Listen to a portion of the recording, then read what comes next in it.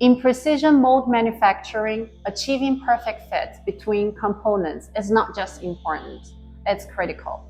One traditional yet highly effective method used by experienced toolmakers is red lead spotting, also known as spotting compound inspection.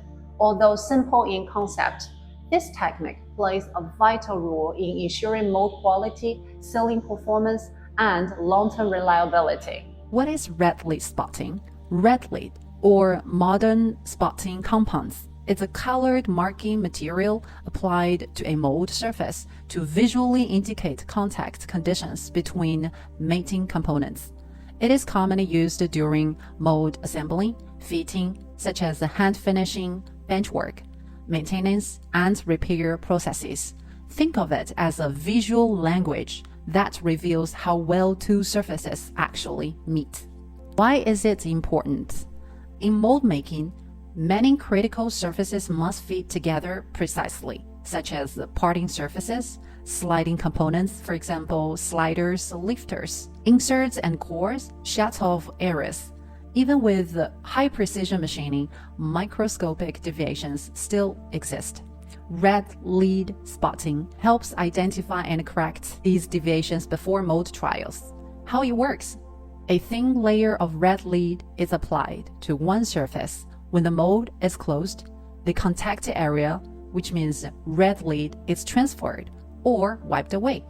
Non-contact areas, which means red lead, remains unchanged. This allows toolmakers to clearly see high spots, low spots, or overall contact distribution. High spot means over contacts, it will be very tight. Low spots means no contacts, then there will be gaps. Very important tip, red lead indicates where contact occurs, not just where it is missing. Step-by-step application process. 1. Surface preparation. Ensure both mating surfaces are clean, free of oil, dust, or debris. This is critical for accurate results. 2. Apply a thin layer. Use a brush, cloth, or finger to apply a very thin and even layer of red lead. Too much material can lead to false readings. 3. Close the mold gently. Bring the mold halves together. Avoid excessive force. Allow natural contact to occur. 4. Open and inspect. Observe the distribution. Areas where red lead is removed means actual contact. Areas still coated means no contact. So we need to look carefully at the uniformity, concentration of contact points, any localized heavy contact. Heavy contact means too tight. 5. Manual fitting. Based on the results, toolmakers need to remove high spots using stones or punishing tools. Repeat the process until optimal contact is achieved. This iterative process is known as spotting and fitting.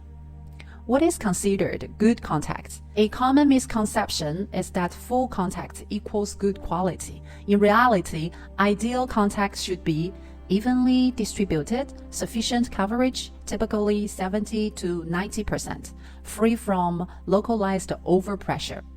If it's too much contact, large solid areas, it may indicate over tight fitting, lead to wear or stress. If it's too little contact, it may result in poor sealing, flash, or instability. Typical applications in plastic injection molds. Red lead spotting is widely used to verify parting surface sealing, ensure proper closure, and prevents flash during injection. Shut-off areas, critical for material containment and part accuracy. Ready and corners. After polishing or cleaning, spotting helps confirm whether fine details are properly matched. Sliding mechanisms ensures smooth movement and proper guidance without excessive wear. Here's modern alternatives. Due to environmental and health concerns, traditional red lead contains lead. Many manufacturers now use blue spotting paste, red marking compounds, lead-free. This principle remains exactly the same.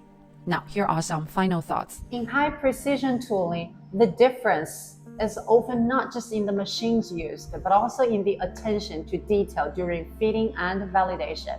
If you're working on precision molds or facing issues like flashes, poor sealing, inconsistent fitting, This small step can make a big difference.